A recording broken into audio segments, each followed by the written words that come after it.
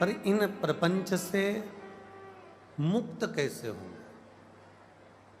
इन प्रपंचों से मुक्त होने का भी तो कोई तरीका होना चाहिए। इन प्रपंचों से मुक्त होने का भी कोई एक तत्व होना चाहिए, एक तरीका होना चाहिए कि हम इनसे मुक्त हो सके। सनातन हिंदू धर्म में तुलसीदास बाबा ने 5 रत्न कहे हैं। तुलसीदास बाबा 5 रत्नों का वर्णन करते हैं कि 5 रत्न अपनी जिंदगी में होना चाहिए।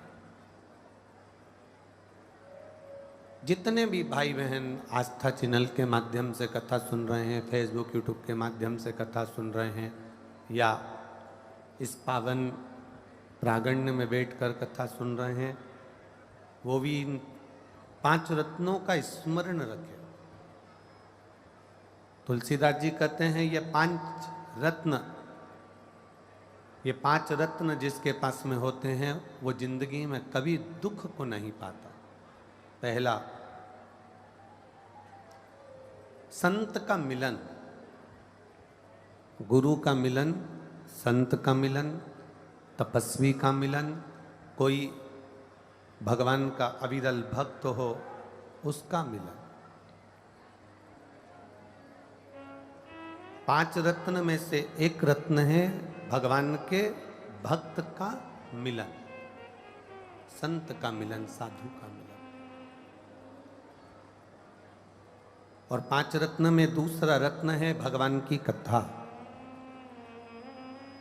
चाहे तुम राम जी की कथा सुनो, चाहे तुम शिव जी की कथा सुनो, चाहे तुम कृष्ण की कथा सुनो, अगर आप भगवान की कथा में रमे हुए हो, शिव कथा में रमे हुए हो, तो समझ लेना 5 रत्न में से एक रत्न आपके पास में है, हरि की कथा, प्रभु की कथा, भगवान की कथा।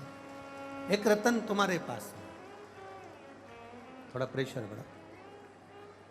5 रत्न में से दूसरा जो रत्न है वो है हरि कथा, प्रभु की कथा। और शिव महापुराण की कथा कहती है तीसरे नंबर का जो रत्न है वो है दया करना। एक करुणा करना, दया।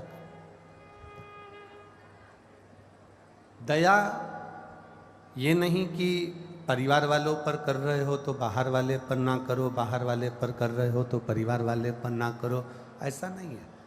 दया ये नहीं देखी जाती कि ये घर का है कि बाहर का है। दया तो दया होती है, करुणा तो करुणा होती है।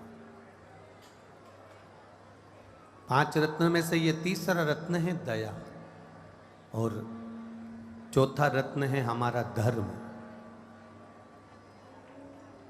जिस सनातन धर्म में हम रह रहे हैं, उस धर्म में हम क्या अच्छा कर जाएं, उस धर्म में हम क्या अच्छा कर सकते हैं और क्या अच्छा कर दें, ये धर्म की रक्षा कैसे हो सके। हम लोग अपनी अपनी भाषाओं में कहते हैं धर्म की जय हो, अधर्म का नाश हो, प्राणियों में और विश्व का कल्याण हो। अर्थात धर्म की रक्षा की बात भी अगर कोई करे तो समझ लो कि वो 5 रत्न में से एक रत्न है हमारा। और 5वें नंबर का रत्न है उपकार कर देना।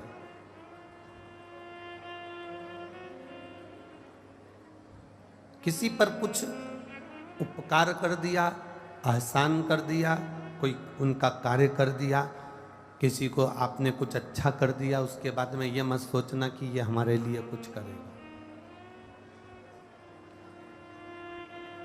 आप किसी को पानी पिला दो, आप किसी को भोजन करा दो, तो भोजन कराने के बाद में तुम ये विचार मत करना कि हम जब इसके घर जाएंगे तो ये हमको भोजन कराएगा, हम जब इसके घर जाएंगे तो हमको पानी पिलाएगा। ना ना ना, आप तो अपना कर्म करते चलो, अपने कार्य में तल्लीन बनते चलो, आगे उसकी मर्जी है वो आपको कहाँ ले जाकर छोड़ता है। 5 रत्न में तुलसीदास जी लिखते हैं 5वें नंबर का रत्न है उपकार कर देना, और उपकार कर कर किसी का कार्य कर कर वो उपकार कर कर छोड़ देना कि अब आगे उसकी मर्जी, आगे उसका मन, आगे उसकी मर्जी है। ये उपकार करने के बाद में छोड़ दिया। परशु महापुराण की कथा कहती है कि जो ये पंच रत्न है, इन पंच रत्न में सबसे प्रबल रत्न कौन सा है?